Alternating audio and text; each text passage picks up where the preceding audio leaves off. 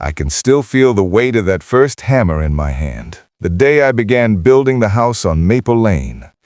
It was spring of 1996, the air thick with the scent of blooming dogwood, and I was 36 years old, a carpenter with a vision. My son Ethan was 7 then, a wiry boy with scraped knees and a grin that lit up the world. "Dad, can I help?" he'd ask, clutching a stick like it was a tool. I handed him a small piece of cedar and showed him how to tap a nail, his tiny hand shaking with concentration. When he drove it in straight, he looked up at me with eyes full of awe, and I knew this house would be more than wood. It would be my gift to him, a testament to our bond. For 3 years, we worked side by side in Mill Haven, Ohio, a quiet town where everyone knew your name. I framed the walls under a relentless sun, my shirt soaked with sweat, while Ethan brought me water and mimicked my every move with his toy hammer. "Why this board, Dad?" he'd ask, clutching a stick like it was a tool. I taught him to measure twice, cut once, to respect the craft that fed us. By 1999, the house stood complete, a sturdy craftsman with a gabled roof and a porch that wrapped around like an embrace. It was painted a warm chestnut brown, its windows glinting like promises. Every nail I drove, every beam I lifted, every shingle I laid was infused with love, a gift I poured into the foundation for Ethan's future. When he turned 22 in 2011, I signed the deed over to him. The bank needed a guarantor, someone with a solid work history, and that was me. I'd scrimped and saved, gone without new boots in icy winters, patched my old coat, and taken extra shifts at the lumberyard to make it happen. Standing at the closing table, pen in hand, I felt a swell of pride. This wasn't just a house, it was a symbol, a place for him to raise a family, to fill with laughter and Sunday dinners, to show the world our family's strength. My wife had passed when Ethan was 12, leaving me to raise him alone, and this felt like my way of honoring her too. I imagined him mowing the lawn, his kids chasing each other on the porch, and me watching from the sidewalk with a quiet nod. I believe gratitude lived in his heart, even if unspoken. For years, that belief carried me. I'd pass by at dusk, the warm glow of the windows a comfort, thinking, my son is safe. I'd see him tending the roses I'd planted, thinking, my son is steady. When Claire moved in, his wife, with her sharp smile and sharper tongue, I'd see her waving from the door and think, my son has found his life. I lived in a small apartment nearby, content to be the shadow supporting his light. But as time wore on, the truth grew heavy. Ethan forgot the hands that built those walls. He forgot whose signature opened that door. He forgot the sacrifices that made it his. It began with boasts. At the town bar, he'd slap backs and say, I built this place from scratch, while I sat quietly nursing a soda. Claire would laugh, her voice cutting through the noise, fueling his pride. Then came the words, little knives tossed across the dinner table. "Oh man, you're a relic," he'd mutter, and she'd pour him another whiskey, leaning close as if it were a game. I stayed calm, hands folded, food untouched, telling myself it was just youth, just pride. But pride hardened into arrogance, and arrogance into cruelty. I excused it, hoped it would fade, believed respect would return. I was wrong. The turning point came on a frigid evening in December 2024. I was 64 now, my hair more gray than brown, my joints creaking from years of labor. Ethan invited me for dinner, a rare gesture, and I went, hoping for reconciliation. The house smelled of roasted turkey and tension. Claire set the table with a smirk, her eyes glinting with something I couldn't name. We ate in silence until Ethan slammed his fork down, his face flushed. "You hover too much, Dad. This is my house. Stop acting like you run it." I started to reply, but his hand shoved my shoulder, not enough to topple me, but enough to draw laughs from Claire. Then it happened. His hand cracked against my cheek, the sound sharp and sudden. The sting was immediate, but the shame cut deeper. Before I could move, he slapped me again, harder, my head snapping to the side. Claire's laugh rang out, a cruel melody to my humiliation. I counted silently. 3, 4, 5. Each blow came with a curse, useless, burden, fool. 6, 7, 8. My face burned, my eyes watered, but I held back tears. 9, 10, 11. The room blurred, the weight of it all pressing down. 12, 13, 14. His hand tired, but his pride didn't. 15, 16, 17. My ears rang, my skin swelled. 18, 19, 20. The final strike landed, and the room fell silent before Claire clapped, as if it were a performance. I sat still, chest heaving, tasting blood but swallowing it down. My hands stayed folded, my back straight. I wouldn't give them the satisfaction of a reaction. They thought my silence meant weakness, my stillness defeat. But inside a fire sparked, freezing into ice. That hour was the longest of my life. Each slap wasn't just flesh on flesh, it was a memory torched, respect shattered, 30 years of sacrifice turned to ash. He'd struck every nail I drove, every dollar I saved, every hour I worked. When it ended, I rose, nodded once, and walked out without a word. No shouting, no pleading, just silence. But in that silence, a plan began to smolder. The shame didn't end that night. Bruises faded, swelling receded, but humiliation clung like smoke.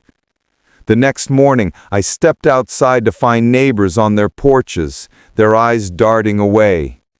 Whispers followed. Some shook their heads, some smirked. Claire had posted it online, a video of the slaps with a caption, "Respect elders? Not here!" Her friends cackled in the comments, and by noon, the town knew. The house I'd built, the one I'd given him, became a stage for my degradation. Once my pride, now my prison. Every brick mocked me, every wall trapped me in ash-strewn shame. Friends stopped visiting. Neighbors avoided me. Even family spoke with pity. Children whispered as I passed. Adults lowered their voices. The sting of his hand faded, but the sting of their whispers burned fresh. I felt stripped bare, my title reduced to the old man slapped by his son. Inside, Ethan and Claire acted as if it were nothing. They laughed in the kitchen, their joy cutting deeper than the slaps. That home, my gift, had turned to ashes in my hands. Proof of my naivety, my blind trust. But ashes hold two truths, loss and rebirth.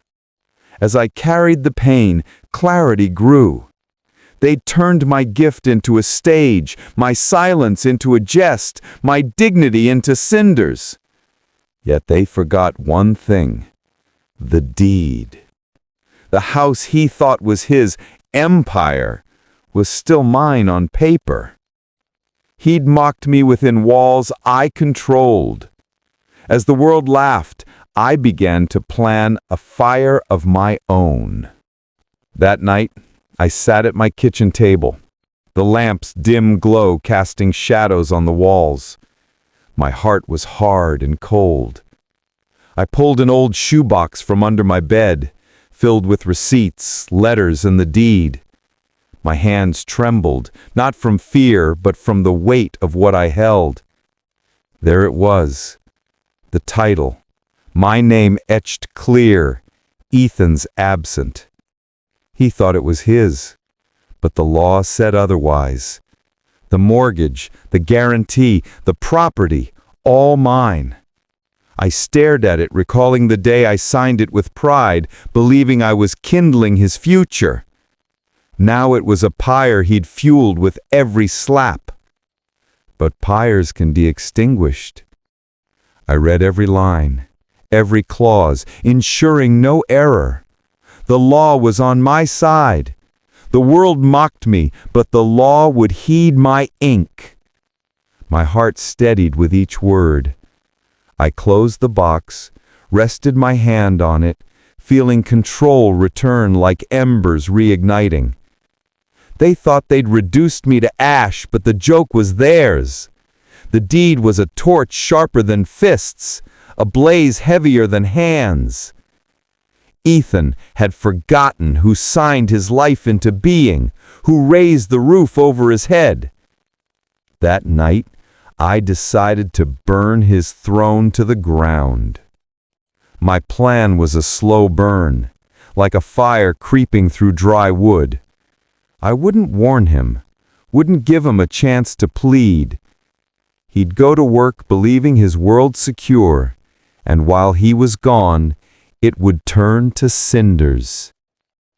I woke before dawn, the air sharp and still.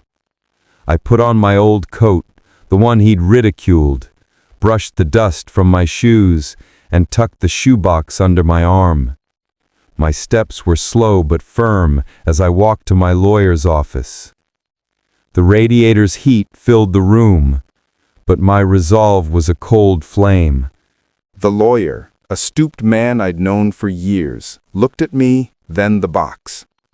"What brings you in today?" he asked softly. I laid the deed on his desk. "I want to sell a house," I said. "This one." His eyes scanned the paper, then nodded. "It's in your name. We can proceed." The scratch of his pen on the first form was louder than any slap. We arranged it, clean and precise, no gaps, no delays. The sale would be immediate, the ownership transferred to new hands. I requested the proceeds go to a trust for workers and neighbors who'd shown me kindness, not Ethan. The lawyer drafted it all, ensuring every clause was unburnable. I signed slowly, each stroke a spark against arrogance. By the time we finished, I felt the ashes lift. The lawyer shook my hand. "It's final. Once the buyers move in, there's nothing he can do." I thanked him and stepped outside, the air clearer, sharper. Ethan was at his job, laughing with coworkers, unaware. Strangers were already touring his rooms, planning their lives. The legal thread was tight, and his fists couldn't sever it. That evening I sat at my table, the shoebox empty, the deed gone. My face still bore faint marks, but my chest carried a new heat, strength. He'd left scars on my skin. I'd reduced his foundation to ash. The day came quietly. Ethan woke, kissed Claire, and left with his usual swagger. Cars soon pulled into the driveway, the realtor, then movers. They walked in without hesitation, wrapping furniture, rolling rugs. Claire emerged, eyes wide. "What's happening?" she demanded. The realtor handed her the papers. "This house has been sold. Please gather your things." Her face paled and she shouted for Ethan, but he was too far. Box after box left, tables dismantled, pictures removed. I stood in the corner, silent, watching their life burn away. By noon, the house was a shell. Strangers measured windows, planned colors, while Claire sat on the stairs, broken. I walked past her without a word. Ethan returned at dusk, his car door slamming, laughter on the phone. The key turned, but the door didn't yield. Claire let him in, pale and teary, handing him the papers. He froze, the house empty, his laughter dying. He ran room to room, shouting, slamming walls. He found me in the kitchen, the lone chair my pyre. "What did you do?" he roared. I pointed to the papers. His rage faded to fear as he read, realizing the law had ignited. He tried to argue, rights, family, blood, but his words echoed in an empty husk. Movers returned, showing stamped documents. He stumbled back, helpless, as his life walked out. Claire sank into a corner, silent. I rose, put on my coat, and left, our shoulders brushing. The house was gone, sold while he worked, turned to ash while he laughed. Word spread like wildfire. Neighbors whispered, friends vanished. Claire's circle crumbled. At the store, she was turned away. At gatherings, she sat mute, shame heavy. Ethan's job grew strained, his brags hollow. The humiliation he gave me returned tenfold. I watched from afar, no gloat, no celebration, just pace. The whispers shifted to respect, the balance restored. I walked away with my coat and a small bag, lighter than ever. The house stood, but it was no longer his.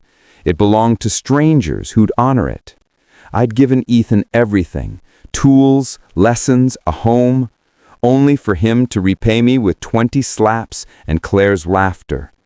My gift back was silence, a fire that burned his world to ash. He'll remember that day in every empty wall, every turned shoulder, knowing it wasn't rage, but a father's quiet flame that ruined him. And my old coat? It's warmer than his lost pride. Proof I endured winters he couldn't survive.